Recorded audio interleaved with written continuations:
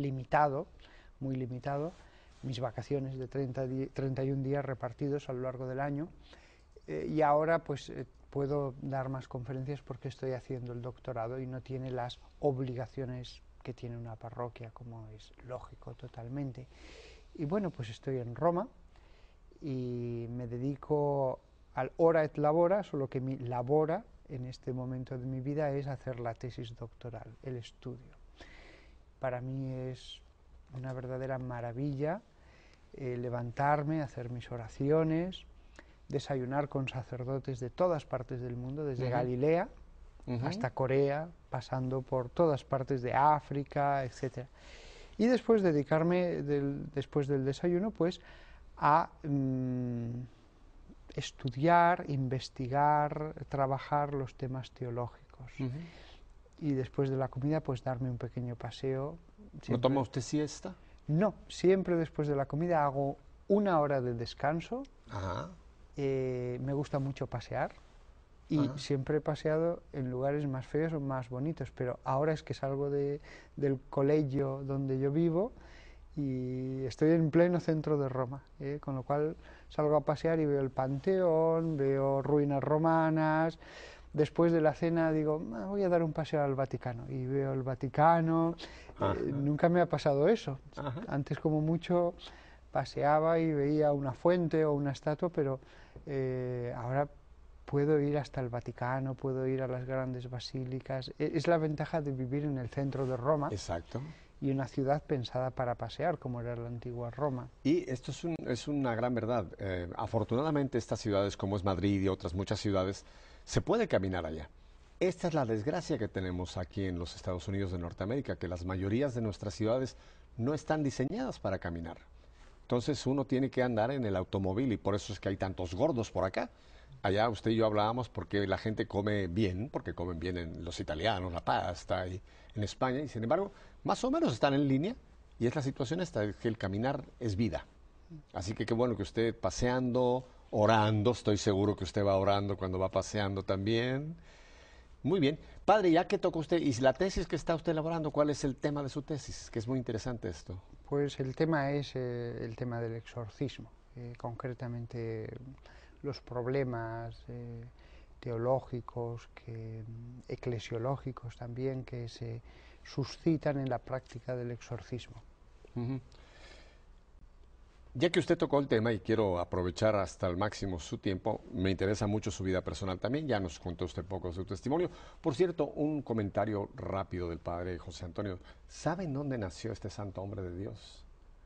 En Barbastro, y no se apellida Escrivá de Balaguer.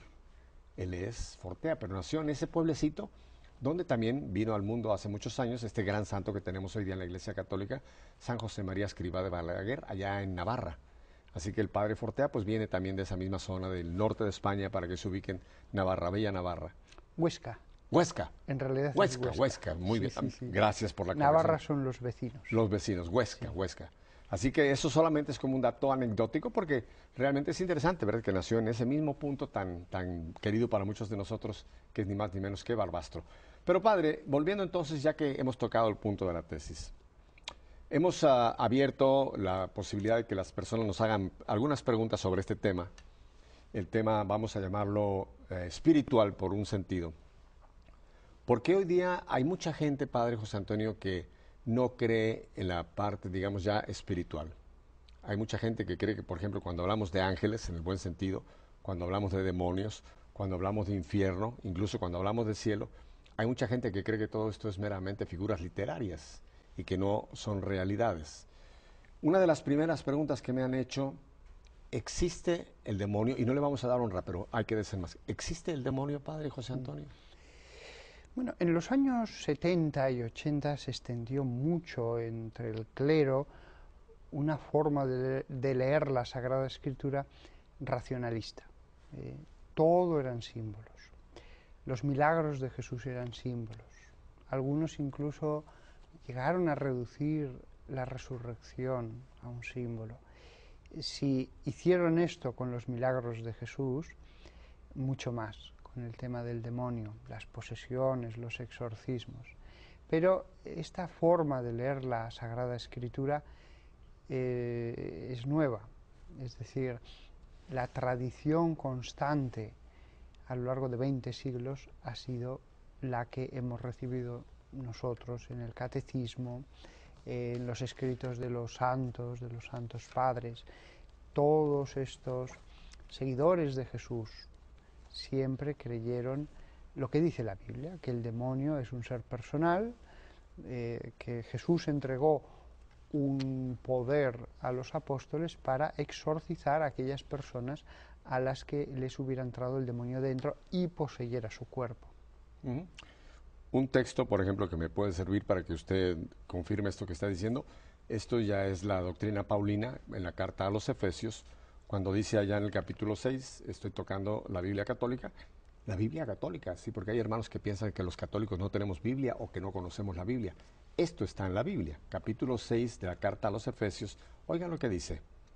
Porque nuestra lucha no es contra la carne y la sangre, sino contra los principados, contra las potestades, contra los dominadores de este mundo tenebroso, contra los espíritus del mal que están en el aire. Y entonces después San Pablo habla de la armadura espiritual. Pero aquí, yo no puedo entender que eso sea una figura. Creo que aquí está hablándose de una tremenda realidad, de esta batalla espiritual en que todos nos encontramos. Pablo la tuvo, usted la tiene, padre, yo la tengo. Creo que todos vivimos bajo esta realidad de una realidad espiritual, una batalla espiritual. Esto no es literario, digo, me refiero, esto no es una figura, esto es una realidad. La lectura de todas las cartas de San Pablo deja claro que cuando él está escribiendo ese texto de Efesios, él está escribiendo, él estaba dictando y tenía un escriba al lado, un secretario que iba escribiendo, porque la escritura en esa época era complicada. Incluso los grandes funcionarios romanos, etcétera, la mayor parte de las veces, aunque ellos supieran escribir, solían dejar esto en manos de un secretario, ya que escribir con un cálamo sobre el papiro es complicado, se rasga fácilmente, es lento, entonces es mejor pensar y dictar que no estar concentrado. Bueno, pues San Pablo dictaba esto y hay que entenderlo según todo lo que dicen el resto de cartas, y su postura es la del pueblo judío de siempre.